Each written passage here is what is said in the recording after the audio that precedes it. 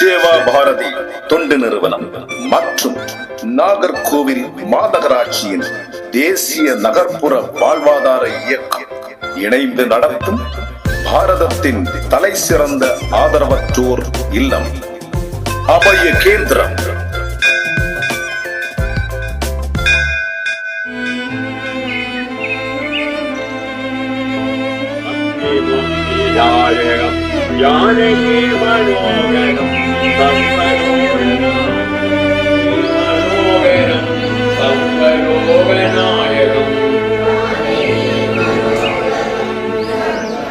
சேவா பாரதி மற்றும் நாகர்கோவில் மாநகராட்சி இணைந்து நடத்தும் பாரதத்தின் தலைசிறந்த ஆதரவற்றோர் இல்லம் அபய கேந்திரம்.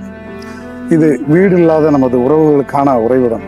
நமது அபய கேந்திரத்தில் தற்பொழுது 32 பயனாளிகள் பயன்பெற்று வருகின்றனர். தொடங்கியது 2017ஆம் ஆண்டு ஸ்ரீமத் சுவாமி சைதன்யானந்த மகாராஜ் அவர்கள் ஆசீர்வாதம், மத்திய அமைச்சர் பொன் ராதாகிருஷ்ணன்ஜி அவங்க இந்த திட்டத்தை துவங்கி வைத்து ஏராளமான ஆதரவற்றவர்களுக்கு ஆதரவாக கரம் நீட்டி இந்த அபய கேந்திரம் தொடர்ந்து வெற்றிகரமாக நடந்து கொண்டு இருக்கிறது. இதனை பாராட்டி நாகர்கோவில் மாநகராட்சி கமிஷனர் திரு ஆனந்த் மோகன் IAS அவர்கள் சிறந்த ஆதரவற்றோர் இல்லம் என்ற பட்டத்தையும் நமது சேவா பாரதி இயக்கத்திற்கு கொடுத்துள்ளார்கள். தொடர்ந்து இது நல்ல நிலையில் நடந்து வருகிறது. தற்பொழுது பயனடைந்து வரும் 32 பேர்களில் 5 பேர் கண் பார்வையற்ற பார்வை மாற்றுத்திறனாளிகள், அதில் 2 ஆண்கள் 3 பேர் பெண்கள். மேலும் உடல் ஊனமுற்ற மாற்றுத்திறனாளிகள் 5 பேர் நமது இல்லத்தில் பயனடைந்து வருகின்றனர். மேலும் நமது இல்லத்தில் 4 படுக்கை நோயாளிகள் இருந்து பயனடைந்து வருகின்றனர். அவர்களை தினசரி சுத்தம் செய்து தினசரி உள்ள அவர்களுக்கு தேவையான அத்துணை விஷயங்களும் நமது அபயகேந்திர பயனாளிகள் ஆரோக்கியமாக இருக்கக்கூடிய மற்ற பயனாளிகள் செய்து கொண்டு வருகின்றனர். மேலும் பல நல்ல உள்ளங்கள் நமது அபயகேந்திரத்திற்கு ஆதரவு கரம் நீட்டி வருவதால் இதை தொடர்ந்து வெற்றிகரமாக இயக்க இறைவன் அருளால் சிறப்பாக நடந்து வருகிறது.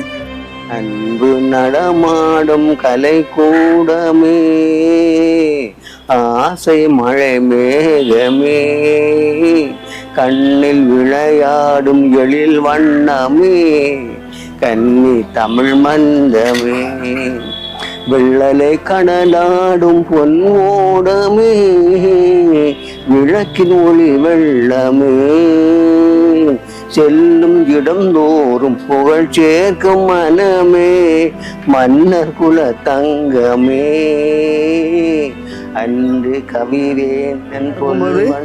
எங்கள் அப்பா அம்மா எனக்காக ஒரு மாப்பிள்ளை பார்த்து கல்யாணம் பண்ணி வச்சாங்க. நான் 1 வருஷம் இருந்தேன். கடைசியில் அவருடைய செய்கையெல்லாம் எனக்கு பிடிக்கல. அப்படியே நான் திருநெல்வேலிக்கு வந்துட்டேன். தூத்துக்குடி கட்டி கொடுத்தாங்க, நான் திருநெல்வேலிக்கு வந்துட்டேன். வந்து 15 வருஷமாக நான் பாடுபட்டு பீடி சுற்றி சம்பாத்தியம் பண்ணி நான் சாப்பிட்டுக்கிட்டு இருக்கும்போது 2ஆம் தரமாக எனக்கு ஒரு மாப்பிள்ளை வந்தாங்க. பொண்ணோட, ஒரு கல்யாண பொண்ணோட. அவள் கூடயும் நான் இருந்து நல்லா வாழ்ந்து அவர்கிட்ட சந்தோஷமாக இருந்து என் பிள்ளைய 10 பவுன் நகை போட்டு நான் கட்டி கொடுத்தேன். அந்த பொண்ணு இப்போ என்னையை விட்டு இறந்து போயிட்டா. அதனால் அவரும் இறந்து போயிட்டு, மென்டல் சேஞ்ச் ஆகி அவரும் இறந்து போயிட்டாரு.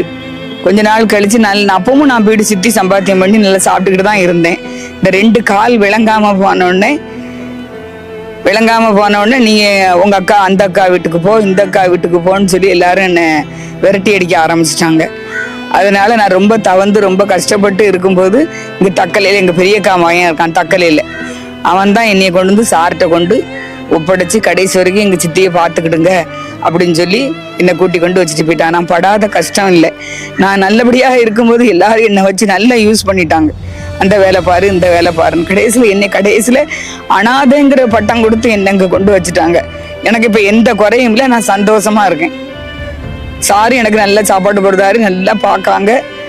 ஆஸ்பத்திரி மாதந்தோறும் எனக்கு 300 ரூபா கொடுத்து ஆஸ்பத்திரிக்கு அனுப்பி வைக்காங்க. எனக்கு எந்த குறையும் இல்லை, நான் சந்தோஷமா தான் இருக்கேன். இனி எனக்கு யாரும் இல்லை, எனக்கு இதுதான் இடம், இதுதான் எனக்கு மெயின். சாரோட ஒய்ஃபும் என்னை கடைசி வரைக்கும் பார்த்துக்கிடுவான். பாம்பேல தான் நல்லா தான் இருந்தேன், எல்லாம் நல்லா தான் போய்கிட்டு இருந்தேன். என் ஒய்ஃபுக்கு என்ன பிடிக்கல, அதனால என்ன விட்டுட்டு போயிட்டாங்க, ஊருக்கு வந்துட்டாங்க.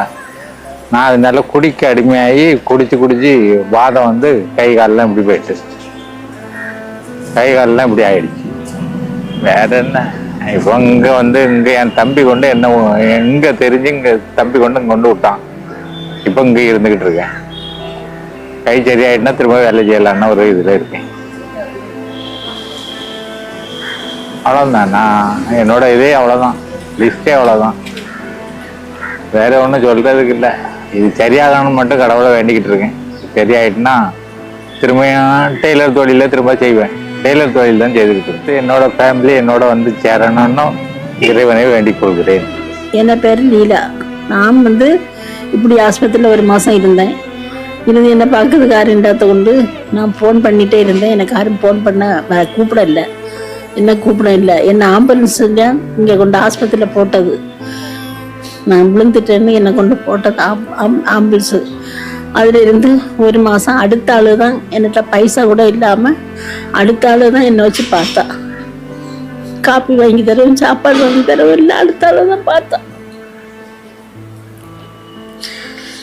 பார்த்து ஒரு மாதம் இருந்துட்டு என் மகன்கிட்ட நான் எங்கே போவேன், நான் இப்படி இருக்கேன், எங்கேயும் எனக்கு போகுதா, எனக்கு ஒன்றும் வர முடியாது, எனக்கு பிள்ளைகளும் பொண்டாட்டி பார்க்கணும், எங்கேயும் போ. இப்போ நீ மாதம் 2000 ரூபா தான், நான் என் பாட பார்த்துக்கிட்டேன், அதெல்லாம் தர முடியாது, உனக்கு என்ன செய்யணுமோ செய்துக்கோ சொன்னாலும் தான் இப்படி ஒரு பொம்பளைகிட்ட கட்டுட்டு நான் எங்கே போகிறதுன்னு சொல்லிட்டு நான் இங்கே வந்தேன்.